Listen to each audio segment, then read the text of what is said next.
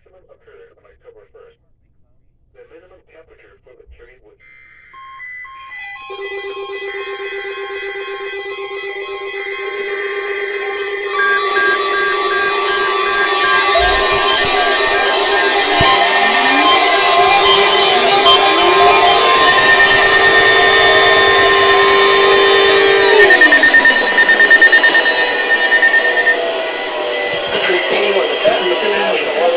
Alarm tone.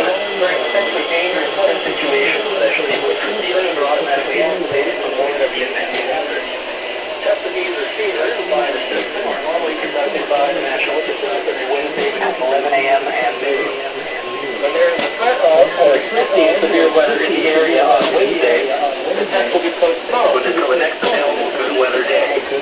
The warning alarm, transmitted over National Weather Service radio stations, will be activated for watches and or warnings affecting all counties in north central and northeast Illinois, as well as counties in northwest Indiana.